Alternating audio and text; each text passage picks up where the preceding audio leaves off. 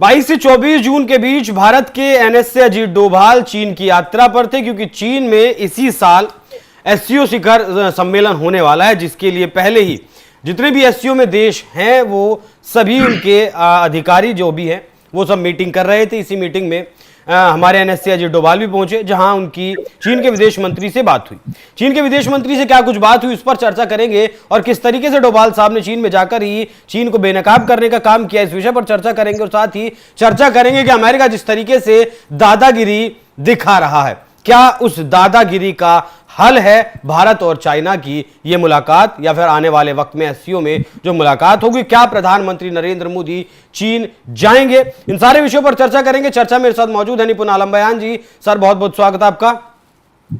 डोभाल साहब की इस मुलाकात को कैसे देखते हैं सर? नहीं, देखिए, जैसे आपने कहा कि अजीत डोभाल साहब गए और अमेरिका की जो एक दादागिरी चल रही है उसका मुकाबला करने के लिए।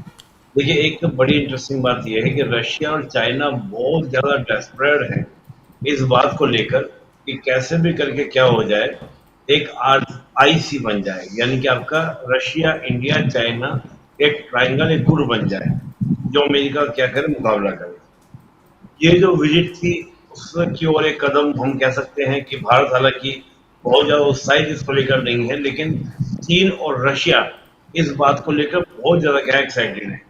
हालांकि विचार बहुत पुराना है, लेकिन हाल के दिनों में दोबारा से ये विचार उभर कर रशिया के विदेश मंत्री के द्वारा दिया गया है। अभी जो विजिट हुई उस विजिट में कई सारे मुद्दे थे। तो जो कैलाश मानसरोवर की यात्रा जो शुरू होने वाली है उसको लेकर बातें हुई कि भाई उसको हम कैसे लेके जाएंगे, कैसे करेंगे, क्या हमारी योजना है, क्या प्लानिंग है, उसके सिक्योरिटी मेजर्स क्या क्या रहेंगे, तमाम तरह की सब बातें थी।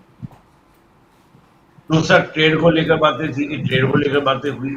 इसके अलावा अमेरिका के द्वारा जो इकोनॉमिकली सैंक्शंस हम कह सकते हैं, या टैरिफ वॉर जो लाया जा रहा है, या नए और भी कई स्टेप उठाने की बात अमेरिका के द्वारा की जा रही है, उसमें भारत और चीन कैसे आगे बढ़ सकते हैं और कैसे अमेरिका के उन सभी सैंक्शन का मुकाबला या उन टैरिफ का मुकाबला हम कर सकते हैं। इन सब के इतर जो सबसे महत्वपूर्ण थी, जो एज ए इंडियन हमको कंसिडर करनी चाहिए, वो क्या थी कि टेररिज्म को लेकर उन्होंने बात कही। कहा कि जितने भी आपके टेररिस्ट ऑर्गेनाइजेशन पाकिस्तान के अंदर हैं उनको लेकर पाकिस्तान को, चीन को कहना चाहिए, और चीन को कहना चाहिए कि सारे टेररिस्ट जो ग्रुप्स हैं ये भारत के अगेंस्ट एक्शन लेना बंद करें, तभी इस क्षेत्र में क्या होगी, स्थायी शांति आ पाएगी। तो ये बात बड़ी मजबूती से चीन को कहना, किसको लेकर, पाकिस्तान को लेकर, ये बड़ी बात थी।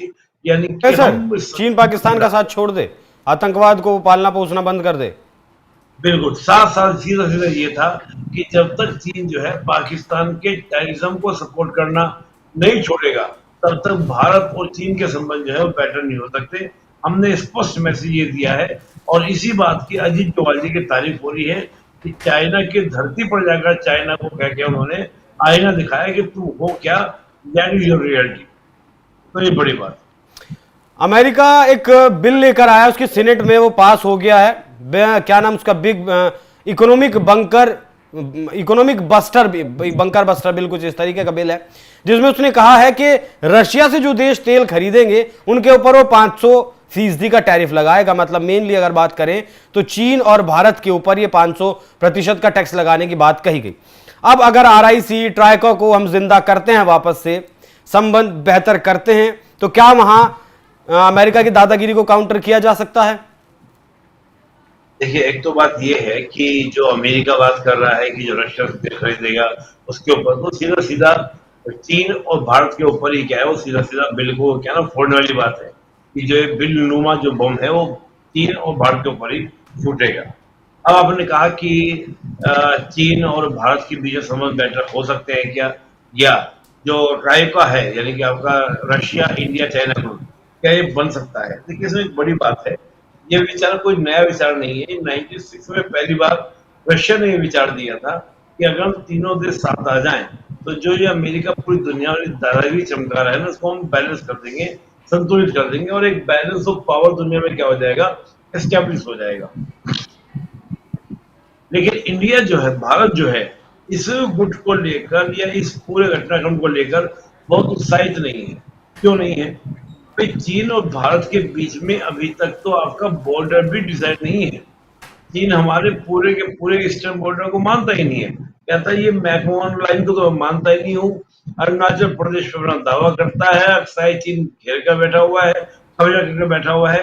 उसके बाद चीन हमसे कहे कि आप आओ और सब बातों को भूलकर उधर दोस्ती करो। लेकिन यही बात अगर चीन की जमीन हमने दबाई होती, हमने कब्जा कर ली होती, तो क्या चीन का वही रुख होता जो आज चीन अपनी बात कर रहा है?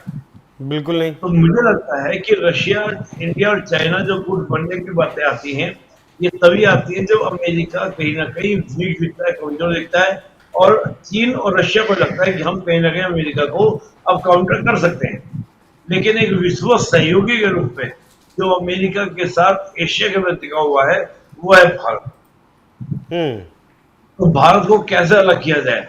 अब भारत इस बात को जानता है कि ना तो मेरे सगे जो है वो अमेरिका वाले हैं, अमेरिकन हैं, और ना ही मेरे सगे वाले जो है आपके चीन और रशिया है। मुझे भी अपने इंटरेस्ट को देखना है, तो भारत अपने इंटरेस्ट को देखकर चलेगा। लेकिन अभी एकदम से हम बात करें RIC आ जाएगा, मुझे ऐसा नहीं लगता। कि भविष्य की बात हो सकती है, लेकिन प्रेजेंट में RIC के आने के मुझे आसान नहीं लगते, क्योंकि RIC आने का मतलब ये है कि सीधे सीधे अमेरिका को चैलेंज कर देना, चुनौती दे देना। तो हम चैलेंज करने के मूड में अमेरिका को नहीं है, मतलब आपका कहना ये है? जी जी। क्यों? क्योंकि हमारा $120 बिलियन का व्यापार उसके साथ है, बस इसीलिए, या कुछ और भी कारण है? नहीं नहीं, देखो हमारी पॉलिसी रही है, हमारी पॉलिसी ये है। एक तो हमारी पहले पॉलिसी थी नैम, कूटनिरपेक्ष आंदोलन, कि हम्म। हम किसी अलायंस का पार्ट नहीं बनेंगे। हम्म। लेकिन अब हमारी पॉलिसी क्या है?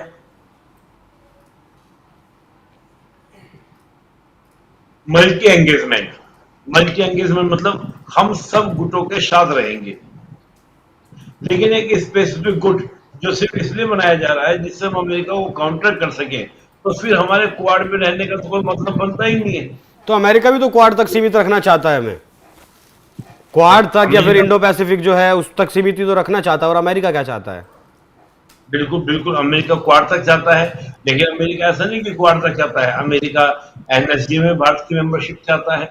अमेरिका ने ऑस्ट्रेलियन ग्रुप, वार्सन अरेंजमेंट, MTCR, ऐसे सभी ग्रुप में भारत की सदस्यता दिलवाई भी है। और दूसरी बात क्या है, देखिए अमेरिका हमसे बहुत दूर है।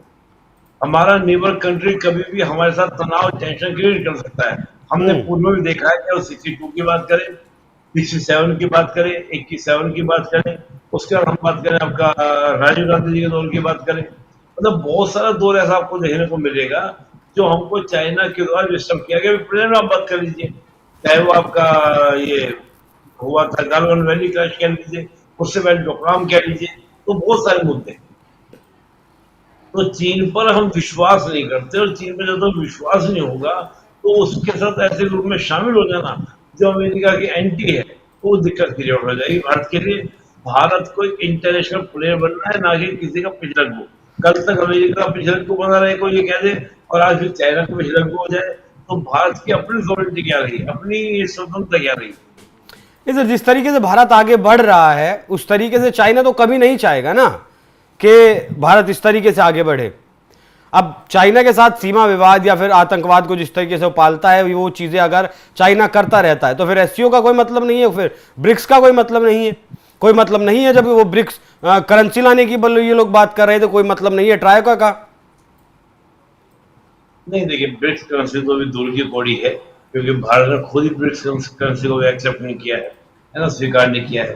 भारत से जब पूछा गया कि भाई ब्रिक्स करेंसी ला रहे हैं क्या, कि हम तो ऐसा कोई विचार आया है ना, ब्रिक्स की ओर से आया है ना किसी देश की ओर से आया है। तो ये मैं भी पहले इस तो बात सहमत था ना सर भारत, जब अमेरिका के ट्रंप की तरफ से बयान आया उसके बाद ही तो भारत का बयान बदला है ना। अब डॉलर की दादागिरी दुनिया में कब तक चलेगी वो भी देखने वाली बात है ना सर, उसे भी तो कभी तो काउंटर करना पड़ेगा ही।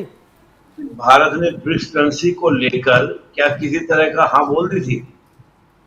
नहीं, लेकिन उस मीटिंग में तो ब्रिक्स करेंसी जब लॉन्च की गई या फिर उसका प्रस्ताव रखा गया तो वहां उस मीटिंग में तो भारत था ना, इनकार भी तो भारत के द्वारा नहीं किया गया था। प्रस्ताव रखा गया, लेकिन भारत ने स्वीकृति भी तो नहीं दी ना। देखिए एक्चुअली क्या होता है ना अभिषेक जी, राजनीति जो होती है ना, वो हाँ ना के बीच में चलती है। हम्म। नेता कभी भी हाँ ना नहीं करेगा। नेता के पास चले जाऊं, ये काम करवाना है, या हो जाए, तो वो आप मिलाएगा कर देगा।